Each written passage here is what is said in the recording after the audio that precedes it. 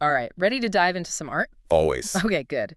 Because today we're tackling a painting I bet you've seen, even if you don't know the name, American Gothic. Oh, yeah, the one with the serious-looking couple and the Uh, pitchfork. exactly. That's the one. It's by Gran Wood and it's like crazy iconic. But, there's always more to a painting than meets the eye. Yeah, absolutely. Every brushstroke has a story behind it. So we're going beyond the surface today, peeling back the layers of this masterpiece. We've got an article here with all sorts of juicy details. Okay, I'm intrigued. And get this, the whole thing started with a simple drive through Iowa. A drive through Iowa. Doesn't sound too exciting. Right. But Wood was on this road trip and he spotted this quirky little house, the Dibble House it was called. The Dibble House. That was- Not like a fancy mansion or anything, but it had this like really unique window, tall and narrow, with a pointy arch at the top, super distinctive. sounds kind of Gothic. That's because it was built in the get ready for it Carpenter Gothic style. Carpenter Gothic, Yeah. Catchy name, right? I guess. But what does that even mean? It's like Gothic architecture, but like more chill, Chill Gothic architecture. basically. Think of those grand cathedrals you see in Europe, all those arches and spires and stuff. Yeah, I get the picture. So Carpenter Gothic is kind of like that, but instead of being made of stone, it uses wood to create those same fancy details. It was huge in rural America back in the late 1800s. So, like a more budget-friendly version of European grandeur. Exactly. It was a way for people in small towns to like add a touch of class to their homes, even if they weren't rolling in dough. Makes sense.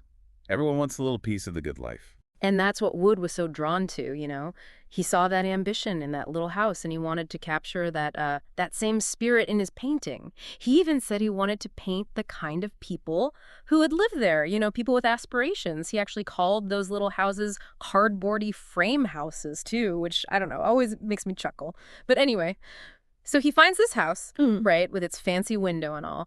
But how does he get from the house to the people? I was just thinking that. Did he just see a farmer and his wife walking by? Nope. That's the thing. So many people think that's how it went down.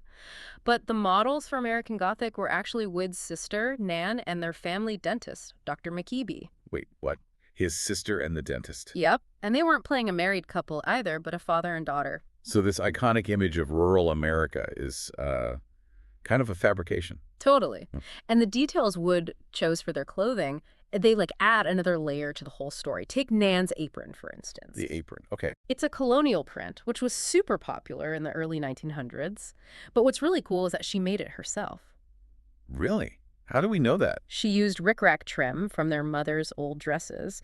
And back then, rickrack wasn't something you could just, pick up at the store. Oh, interesting. So it really speaks to a time when people were like incredibly resourceful, making do with what they had and turning scraps into something beautiful. It's like woven into the very fabric of the painting. I love that. Me too.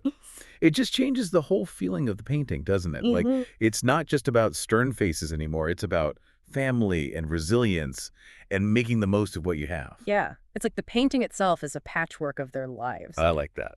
Okay, so now I'm noticing all these vertical lines, like the pitchfork, the stitching on the man's overalls, even the window panes, they all seem to point upwards. Is that intentional? Absolutely. Wood was all about composition.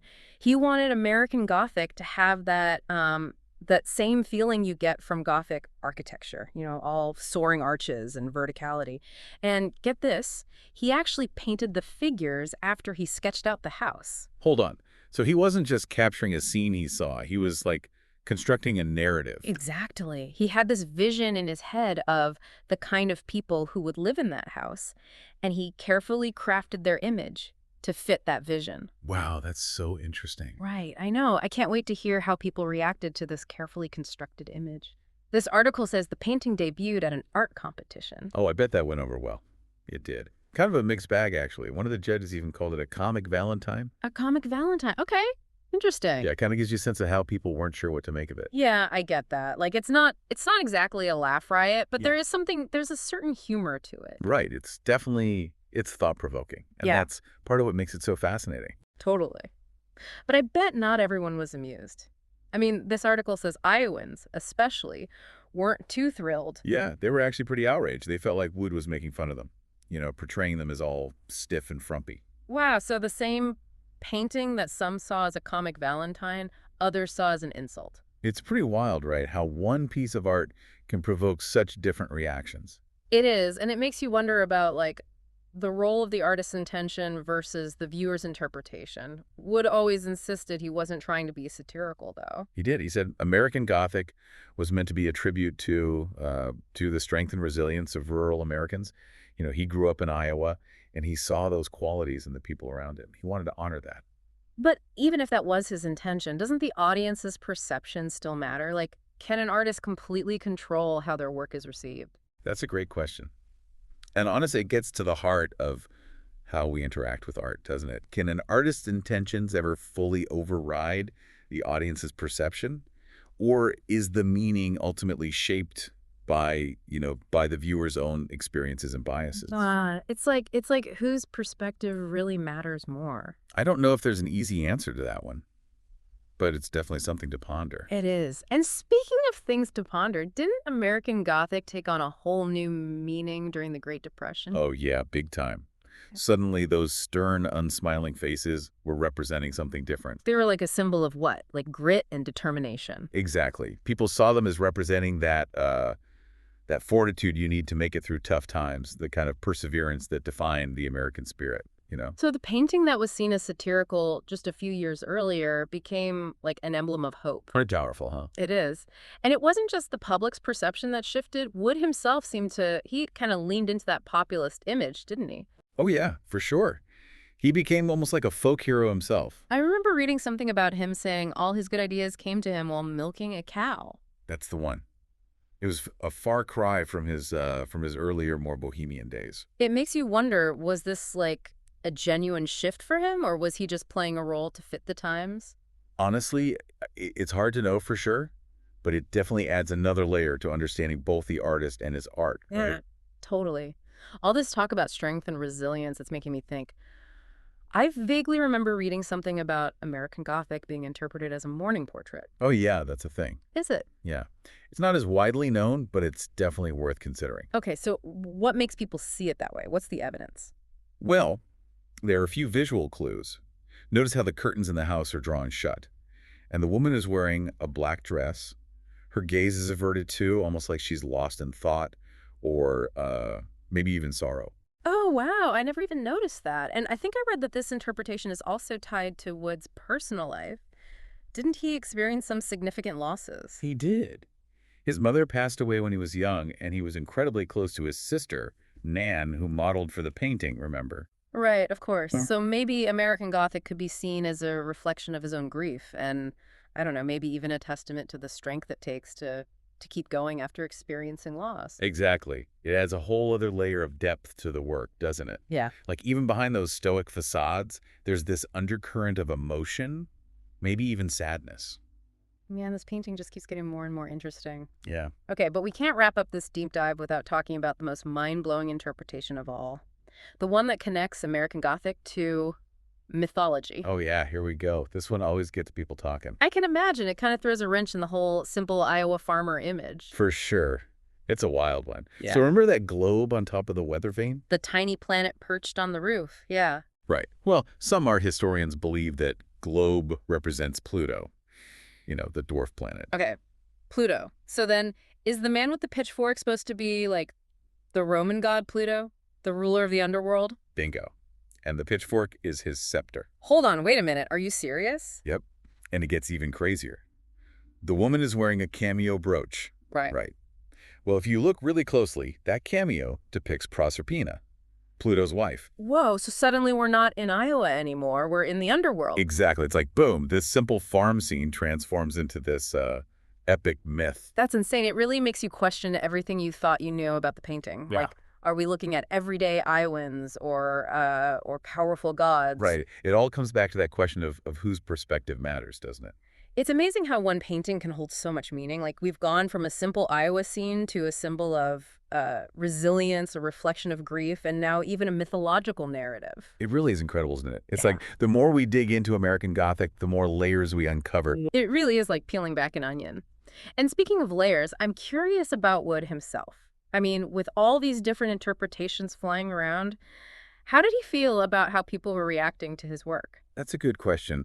Wood once said, there's only one way to paint, and that is your own way. So it seems like he was less focused on dictating a single meaning and more interested in encouraging viewers to form their own opinions. So he wasn't trying to tell people what to think, but rather inviting them to, like, engage with the painting on their own terms. Exactly. And that's a big part of what makes American Gothic so powerful. It gets people talking, it challenges assumptions, and it just continues to resonate generation after generation. It's wild to think how someone looking at this painting during the Depression might have interpreted it so differently than someone seeing it today. Oh, absolutely. The historical context has changed so much, but the image itself remains just as powerful. Yeah, it's like a cultural Rorschach test. We project our own hopes and fears and biases onto those faces. That's a great way to put it. So, if you were standing in front of American Gothic right now, what would you see? Is it a celebration of rural America? A commentary on social norms? A meditation on loss? A portal to the underworld? Right. It could be any of those things, maybe all of them at the same time. Yeah. That's the beauty of great art. Mm. It defies easy categorization. I'm starting to think there's no such thing as a simple image, especially when it comes to art. Like, we started this deep dive thinking we were just going to talk about a painting of a farmer and his daughter. Right. And look where we ended up. The underworld. Seriously, though, this has been an amazing conversation. We've explored the symbolism, the historical context, the techniques Wood used. We even talked about his personal life. And all from just one painting. It's incredible. But ultimately, the meaning of American Gothic is really up to you, the listener. Yeah, what do those faces say to you? What emotions does the painting evoke? Don't be afraid to question things, to analyze, to disagree.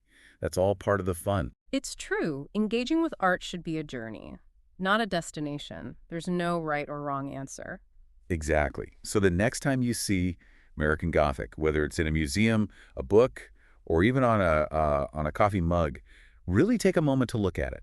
Yeah. Think about everything we've discussed, but also, trust your own gut. What new details do you notice? What feelings come up for you? What questions does it spark in your mind? Let the painting speak to you. And keep exploring, keep questioning, and keep those deep dives going. And that's a wrap on this deep dive into American Gothic. Thanks for joining us. It was a pleasure. Until next time.